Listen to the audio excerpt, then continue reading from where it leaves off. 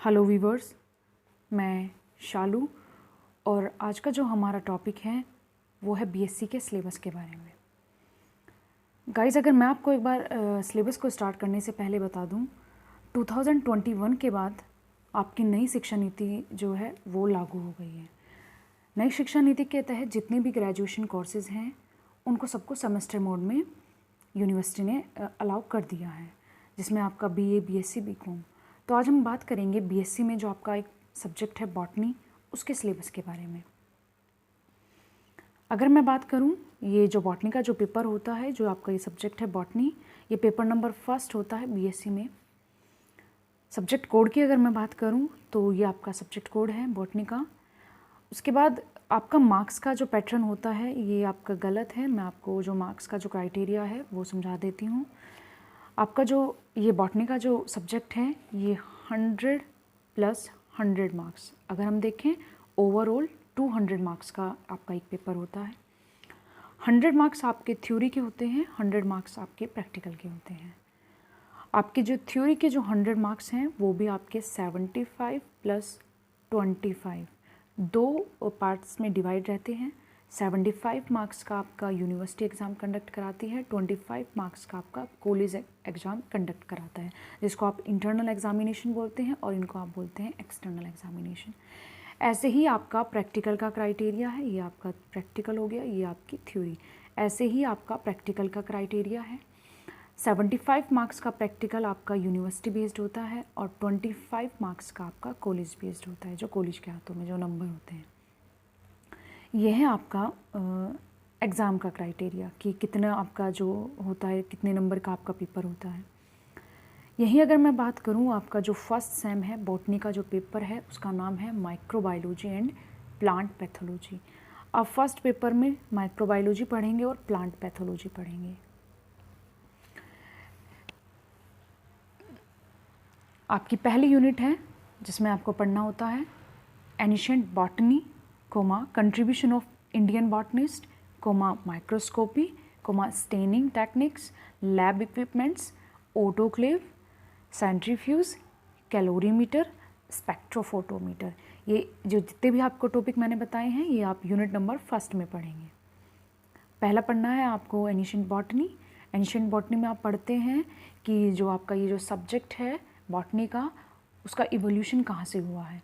अगर हम बात करें, हमारे जो वेद होता है, जो वैदिक पीरियड्स हैं, वहाँ पर भी आपके जो जो वेद होते हैं उसमें भी आपका जड़ी बूटियों में भी पेड़ों का इस्तेमाल हुआ है, औषधियों में, आपकी जितनी भी खाने की चीज़ें होती हैं उन सब में, मतलब प्राचीन काल से ही इस सब्जेक्ट को माना गया है। तो आपकी जैसी डिस्कवरी हुई है प्लांट्स की, तो आपको एनिशिएंट बॉटनी में पूरी हिस्ट्री पढ़नी है बॉटनी की। उसके बाद नेक्स्ट टॉपिक आपको पढ़ना है कंट्रीब्यूशन ऑफ इंडियन बॉटनिस्ट। ये आपका इम्पोर्टेंट टॉपिक है। यहाँ पर आपको बहुत सारे इंडियन बॉटनिस्ट हैं उनके बारे में पढ़ने को मिलेगा, जैसे कि आपके बीरबल साहनी हैं, प्रोफेसर शिवराम कश्यप हैं। इसी तरीके के आपको बहुत सारे बॉटनिस्ट पढ़ने हैं। नेक्स्ट है आपको जो पढ़ना है माइक्रोस्कोपी पढ़ना है।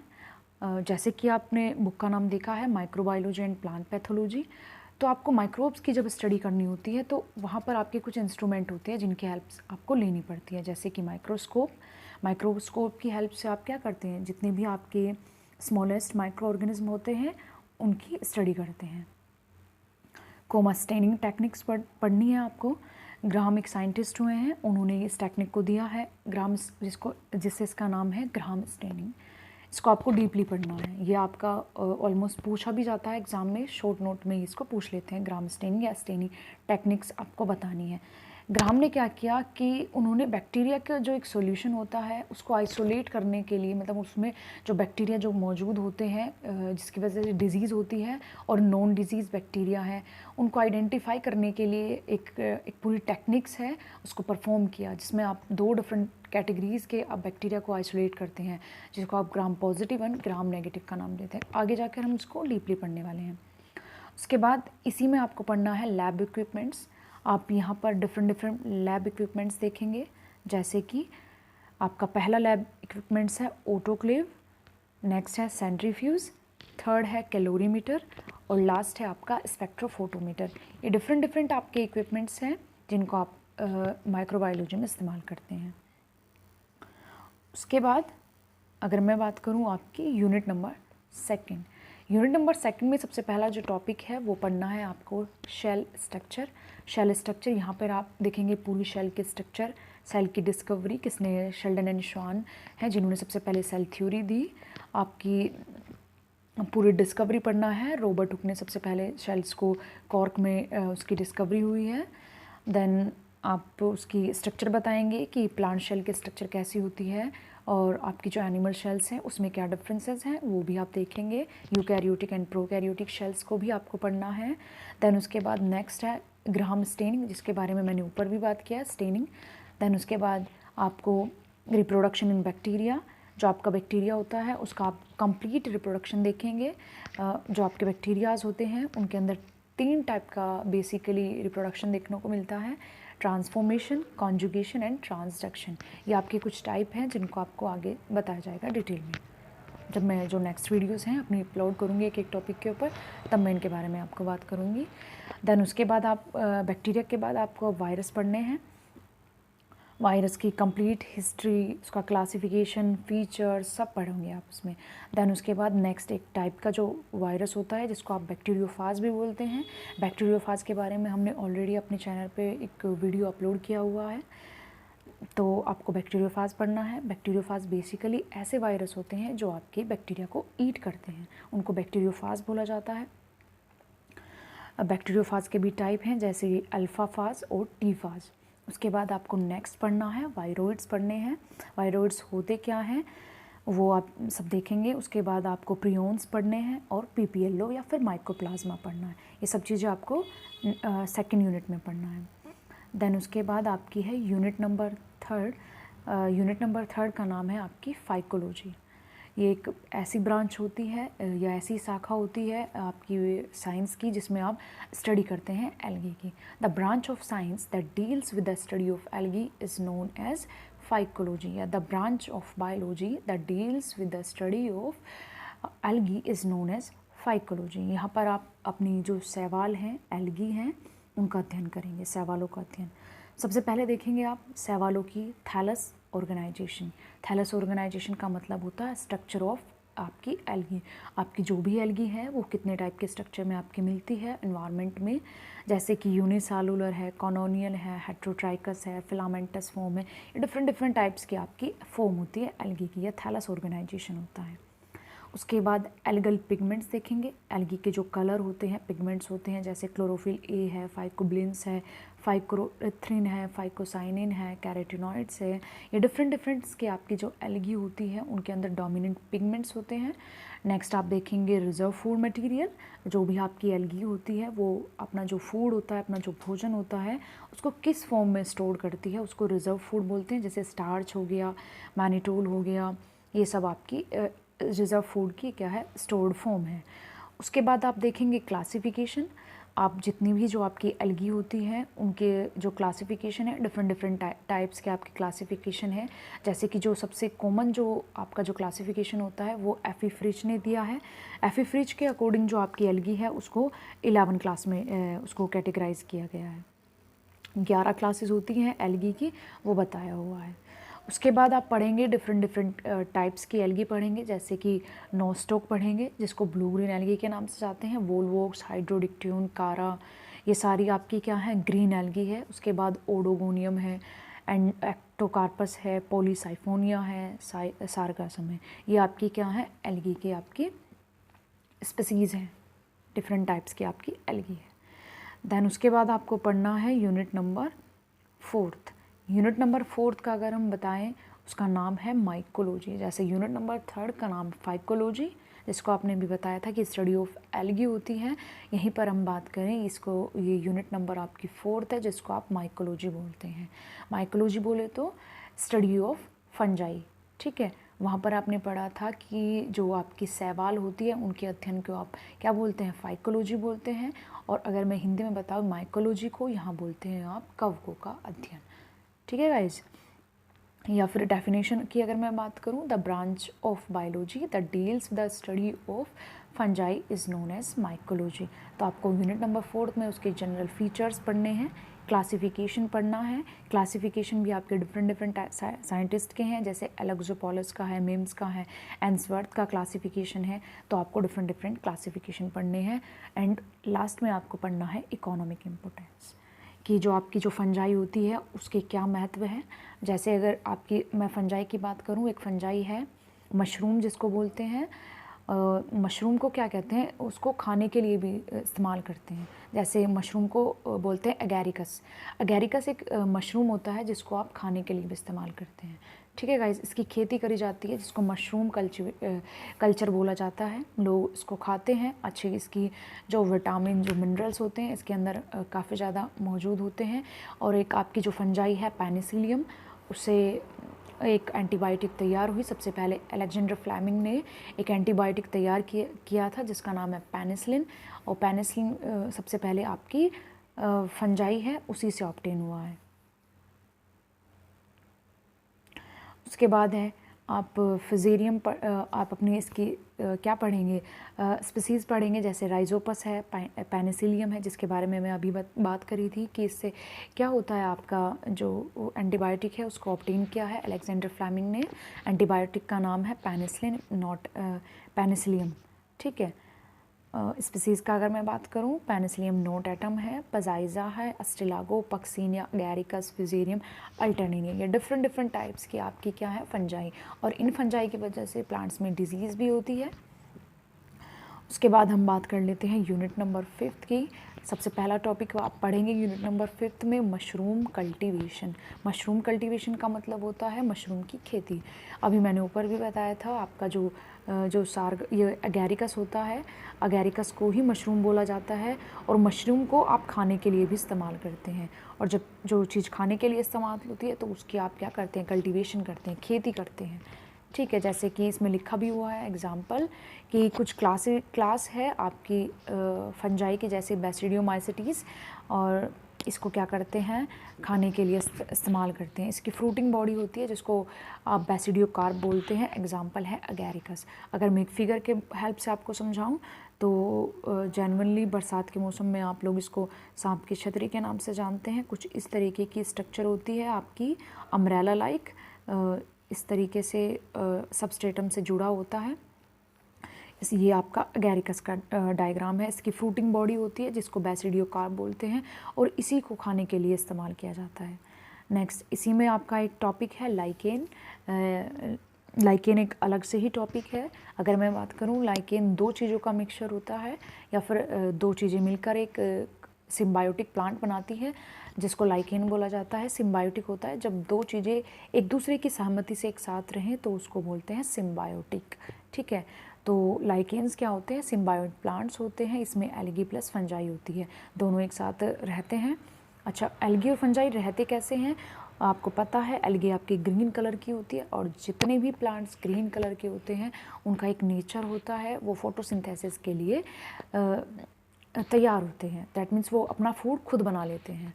तो एल्गी क्या करती है, ग्रीन कलर की होती है, अपना उसके अंदर क्या होता है, फोटोसिंथेसिस होती है, क्लोरोफिल भरा रहता है। क्लोरोफिल एक पिगमेंट है जिसकी हेल्प से वो क्या करती है, फोटोसिंथेसिस करती है in the presence of sunlight.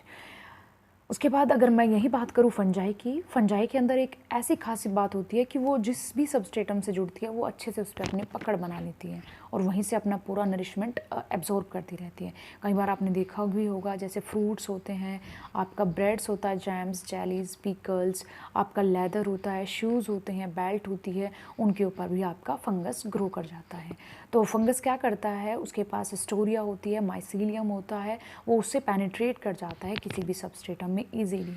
तो यहाँ पर आपका क्या होता है, एक सिम्बायोटिक नेचर बनता है। जैसे यहाँ पर कोई सबस्ट्रेटम है तो उस सबस्ट्रेटम पे नीचे की साइड आपका फंगस ग्रो करता है। फंगस में क्या होता है, किसी भी सबस्ट्रेटम से जुड़ने की कैपेबिलिटी होती है, तो वो तो सबस्ट्रेटम से जुड़ने का काम कर रहा है। और ऊपर की तरफ होती है आपका एल्गल पिगमेंट, नीचे ये तो आपका सबस्ट्रेटम हो गया। जिस सबस्ट्रेटम मतलब जिस सतह से ये जो जुड़ा होता है। जैसे कि अगर कोई प्लांट है वो सोयल से जुड़ा है तो सोयल उसकी क्या है, सबस्ट्रेटम है। तो जैसे भी किसी भी सबस्ट्रेटम या jams, jellies, bread, pickles, leather etcetera कुछ भी हो सकता है, किसी पर भी लग सकती है फंजाई, आपको पता है ह्यूमन बींग्स के ऊपर भी लग जाती है, या आपके एनिमल्स होते हैं उनमें भी आपका फंगस लगता है। तो नीचे की तरफ आपका फंगस होता है जो किसी भी सबस्ट्रेटम से पकड़ने में मदद करता है, तो ये तो जुड़ने में मदद कर रहा है, मतलब ये इसको क्या प्रोवाइड कर रहा है, सबस्ट्रेटम। और ये जो फंगल कंपोनेंट है ये खाना बना रहा है, ये फोटोसिंथेसिस कर रहा है, ये फूड की फॉर्मेशन कर रहा है। ऊपर वाला पोर्शन फूड बनाता है, नीचे वाला जो पोर्शन है वो अटैचमेंट में मदद करता है, दैट मीन्स प्लांट को जोड़े रखने में। तो एक सिम्बायोटिक आपकी रिलेशनशिप दिखाई देती है यहाँ पर, ठीक है। दोनों एक दूसरे के साथ सहजीविता से रहते हैं भाई, अगर दो आदमी एक साथ रह रहे हैं तो दोनों का कुछ ना कुछ फ़ायदा होता है, ठीक है, तभी वो एक दूसरे के साथ जुड़े हुए हैं। दैन उसके बाद है आपका नेक्स्ट माइकोराइजा। देखो जो शब्द है मैंने इससे पहली वाली यूनिट में बताया था, माइकोलॉजी होती है फंजाई, ठीक है। यहाँ पर शुरुआत में एक शब्द जुड़ा है माइको, ये जुड़ा हुआ माइको, एक सेकेंड गाइस,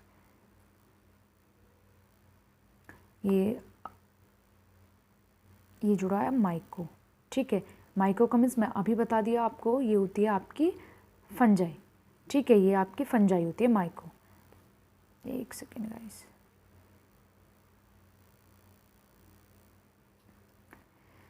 माइको का मीन्स होता है आपकी फंजाई, और राइजा जो शब्द जुड़ता है वो आपकी रूट्स के लिए जुड़ता है। तो माइको मीन्स हो गई आपकी फंजाई और राइजा मीन्स होता है आपका रूट्स, ठीक है। तो कहने का जो तात्पर्य है वो है कि रूट्स के अंदर आपकी फंजाई देखने को मिलती है। एक ऐसा रिलेशनशिप, एक ऐसी सिम्बायोटिक रिलेशनशिप जिसमें रूट्स के अंदर आपकी फंगस ग्रो करता है, उसको एक टर्मिनोलॉजी से आपको बताया जाता है, जिसको बोला जाता है माइकोराइजा। लिखा भी हुआ है फंजाई इन हायर प्लांट्स, जो हायर प्लांट्स होती हैं उनकी रूट्स में ग्रो करती है, और ये दोनों भी एक दूसरे के साथ सिम्बायोटिक एसोसिएशन से रहते हैं।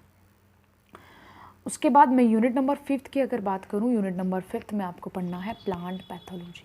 जैसे हमने पेपर की बात की थी, पेपर का नाम था माइक्रोबायोलॉजी एंड प्लांट पैथोलॉजी। तो प्लांट पैथोलॉजी में आपको पढ़ना क्या है, डिजीज़ पढ़नी है, प्लांट की डिजीज़ पढ़नी है। देखो आपने जो पैथोलॉजी है वो पहले भी शब्द सुना होगा। जो ये पैथोलॉजी जो शब्द है ये दो चीज़ों से मिलके बना है। जो शुरुआत का जो वर्ड है वो है पैथोन, पैथोन का मतलब होता है ऐसा माइक्रो ऑर्गेनिज्म जिसकी वजह से डिजीज़ कोज होती है, जिसकी वजह से डिजीज़ होती है। पैथोजन, अगर किसी को फीवर है, किसी भी टाइप की डिफरेंट काइंड्स जो भी डिजीज़ है वो होती है, वो एक पैथोजन की वजह से होती है, ठीक है। तो जो ये पैथोन जो शब्द जुड़ा है पैथोलॉजी में वो है आपका पैथोजन, की बीमारी पैदा करने वाला माइक्रो ऑर्गेनिज्म। तो पैथोलॉजी में करते क्या हैं, स्टडी करते हैं उन पैथोजेंस की जो डिजीज़ कोज करते हैं, ठीक है। आपने सुना भी होगा पैथोलॉजी लैब्स होती हैं। पैथोलॉजी लैब्स में होता क्या है, ब्लड का सैंपल, यूरिन का सैंपल, आपके सलाइवा का सैंपल्स लिया जाता है, और वहाँ पर आपके जो ब्लड का सैंपल है उसमें डिटेक्शन की जाती है कि क्या ब्लड के अंदर कौन सा माइक्रोब्स है या पैथोजन है जिसकी वजह से डिजीज़ हो रही है। तो लॉजी का मतलब होता है स्टडी, और पैथो का मीन्स हो गया पैथोजेंस, जिसकी वजह हम पैथोजन की स्टडी करेंगे। तो सबसे पहला जो टॉपिक पढ़ेंगे आप सिम्टम्स पढ़ेंगे, लक्षण पढ़ेंगे कि अगर कोई डिजीज़ है प्लांट्स के अंदर तो उसके सिम्टम्स क्या है। सबसे पहले आप देखते हैं सिम्टम्स में कि लीव्स का कलर चेंज हो रहा है, लीव्स फॉल हो रही है, लीव्स ग्रीन से येलो टर्न हो रही है, या फिर ग्रीन से सीधी ब्राउन हो रही है, या लीव प्रीमेच्योर फॉलिंग हो रही है, मतलब पूरी मैच्योर ना होकर वो पहले ही गिर जा रही है। तो आपको प्लांट्स में डिफरेंट टाइप्स के सिम्टम्स दिखाई देते हैं डिफरेंट डिजीज़ के। आपको डिजीज़ साइकिल्स पढ़नी है, फाइटोएलेक्सिन्स पढ़ने हैं, और इंटरफ्रॉन्स पढ़ने हैं। तो उसके बाद हम बात करेंगे अपनी यूनिट नंबर 7 की। यूनिट नंबर 7 में आपको पढ़नी है डिजीज़। आप यूनिट नंबर 7 में डिफरेंट टाइप्स की डिजीज़ पढ़ेंगे। सबसे पहली है ब्लैक स्टेम रस्ट, ये फंगल डिजीज़ है जो पक्सीनिया की वजह से होती है। लिखा भी हुआ है जिससे आप इजीली चीज़ों को रिकॉल कर सके। उसके बाद वाइट रस्ट, जिसकी ये भी आपकी फंगल डिजीज़ है, ये एल्बुगो कैंडिडा होता है, एक फंगस है जिसकी वजह से ये डिजीज़ होती है। मोस्टली ये आपके क्रूसीफेरा जो आपकी जो सरसों की फैमिली होती है उसमें देखने को मिलता है। उसके बाद red rot of sugar cane है, इसके ऊपर मेरी बहुत अच्छी सी एक वीडियो है, वो आप देख सकते हैं, काफ़ी अच्छी वीडियो है।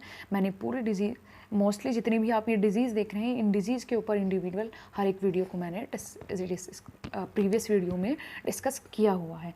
ठीक है। रेड रूट ऑफ शुगर है, कॉलीटोट्राइकम फैकल्टम एक फंगस होता है जिसकी वजह से जो गन्ना होता है वो अंदर से उसका जो वेन वाला एरिया होता है वो रेड हो जाता है। जैसे कि आपने सुना भी होगा, जैसे ये गन्ना है आपका, और गन्ने का जो मिड वाला जो पोर्शन होता है, जो वेन वाला जोन होता है, वो रेड हो जाता है, जिसको आम भाषा में बोल देते हैं कि गन्ना खराब या फिर काना हो जाता है। ये इसी फंगस की वजह से होता है। फंगस करता क्या है, जो कॉलीटोट्राइकम फैकल्टम होता है, ये एक छोटा सा छिद्र करता है गन्ने में। देखा भी होगा, जिस पार्ट में ये गन्ना, ये जहाँ से ये ख़राब होता है तो वहाँ से एक थोड़ा सा पंचर होता है, दैट मीन्स एक होल होता है, जिसकी वजह से ये फंगस एंट्री करता है। एंट्री करने के बाद जो इसका जो शुगर वाला जो पोर्शन है उसको सड़ाना स्टार्ट कर देता है, और गन्ने में एक अनप्लीजेंट सी स्मेल भी आती है और उसका कलर भी रेड हो जाता है। इस डिज़ीज़ को red root of sugar cane कहा जाता है, फंगस की वजह से होती है, जिसका नाम है कॉलीटोट्राइकम फैकल्टम। देन उसके बाद आप पढ़ेंगे सिट्रस किनकर। ये जंथोमोनास सिट्राई एक बैक्टीरिया है जिसकी वजह से ये बीमारी होती है। आपने देखा भी होगा, सिट्रस जो प्लांट होते हैं, जो नींबू का जो पेड़ होता है या नींबू के जो फल होते हैं, ये जो नींबू होता है उसके ऊपर क्या होता है, थोड़ी सी रफनेस आ जाती है। जैसे आपका संतरा हुआ, जितने भी सिट्रस प्लांट होते हैं, जो खट्टे प्लांट होते हैं उनको सिट्रस प्लांट बोला जाता है। जैसे कि संतरा, नींबू, मौसमी एक्सेट्रा, ये सारे आपके सिट्रस प्लांट हैं। तो इनके ऊपर क्या होता है, एक बैक्टीरिया होता है जिसकी वजह से ये डिजीज़ होती है, जिसको जंथोमोनास सिट्राई का। इसके ऊपर भी एक बहुत अच्छा सा वीडियो है मेरा, प्रीवियस वीडियो, आप वो देख सकते हैं। उसके बाद little leaf of when mosaic, ये भी आपकी वायरल डिजीज़ है, ये आपकी भिंडी में या फिर टोबैको में देखने को मिलती है। इसके ऊपर भी वीडियो है। उसके बाद विल्ट डंपिंग ऑफ, ठीक है, ये आपकी एक फिजेरियम आपका फंगस होता है जिसकी वजह से क्या होता है, डंपिंग ऑफ सीडलिंग हो जाता है। अगर कोई प्लांट ग्रो करता है, वो ग्रो करने से पहले ही सीडलिंग में ही उसकी डेथ हो जाती है, जिसको डंपिंग ऑफ सीडलिंग कहा जाता है। उसके बाद ये आपकी पूरा, इसमें से मोस्ट ऑफ दी जो वीडियोज़ हैं डिज़ीज़ के ऊपर वो मैंने पहले ही ऑलरेडी अपलोड की हुई है। उसके बाद आप पढ़ेंगे, लास्ट यूनिट है आपकी यूनिट नंबर 8, जिसका नाम है अप्लाइड माइक्रोबायोलॉजी। देखो, जो ये टर्म है अप्लाइड माइक्रोबायोलॉजी, अप्लाइड माइक्रोबायोलॉजी का मतलब होता है कि माइक्रोब्स की हेल्प से आप माइक्रोब का इस्तेमाल करके कुछ ऐसी चीज़ों को बनाएं, ऐसी चीज़ों की फॉर्मेशन करें जो ह्यूमन बींग्स के लिए कुछ ना कुछ फ़ायदेमंद है। जैसे कि आपके माइक्रोब्स की हेल्प से क्या बनाई जाती है, कर्ड बनाई जाती है, ठीक है। बहुत सारी मेडिसिन्स हैं जिसको माइक्रोब्स की हेल्प से क्या करा जाता है, तैयार किया जाता है। जैसे कि बियर बनाई जाती है, जितनी भी अल्कोहल्स हैं सब आपकी माइक्रोब्स की हेल्प से तैयार करी जाता है। बियर, रम, ब्रांडी, ये सारी आपकी माइक्रोब्स की हेल्प से प्रिपेयर की जाती है। और जितनी भी मेडिसिन्स हैं, जितनी भी जिसमें अल्कोहल प्रेजेंट होता है, वो सब आपकी इन्हीं से ऑब्टेन्स होती है। जैसे कि आप एंटीबायोटिक्स दवाइयाँ बनाते हैं, उसमें भी आप माइक्रोब्स का हेल्प करते हैं। एंजाइम्स बनाते हैं, एंजाइम्स इन द सेंस कई बार क्या होता है, बॉडी में एंजाइम्स की कमी हो जाती है, हमारी बॉडी प्रॉपर फंक्शनिंग नहीं करती, तो उसके लिए आपको बाहर से एंजाइम्स लेने पड़ते हैं। डाइजेशन को कंट्रोल किया जाता है, डाइजेशन की प्रॉब्लम्स जिसको होती है, जिसको कॉन्स्टिपेशन होता है, कॉन्स्टिपेशन को से रिलीफ करने के लिए आपको बाहर से क्या होती है, दवाइयाँ, सिरप लेने होते हैं। और उसके बाद आर्टिफिशियल तरीके से by the help of microbes की हेल्प से आपको क्या बनाया जाता है, विटामिन्स बनाए जाते हैं। जैसे आप मल्टीविटामिन्स लेते हैं या फिर आप जितने भी इम्यून बूस्टर्स लेते हैं, उसमें भी सब में आपके माइक्रोब्स का रोल होता है, वो कहीं ना कहीं उसकी प्रोडक्शन में हेल्प करते हैं। जैसे कि मैंने अभी भी बात किया था, अल्कोहलिक ब्रीवेजेस, जितने भी आपके अल्कोहलिक जो पेय पदार्थ होते हैं, उनको सबको फर्मेंटेशंस के द्वारा सड़ा कर आपके को उसको बनाया जाता है। उसके बाद बायोपेस्टिसाइड्स बनाए जाते हैं, जैविक खाद बनाए जाते हैं। जितनी भी एग्रीकल्चर जिनमें आप जो पेस्टिसाइड्स इस्तेमाल करते हैं, उनको रिप्लेस करने के लिए जैविक खाद तैयार किया जाता है।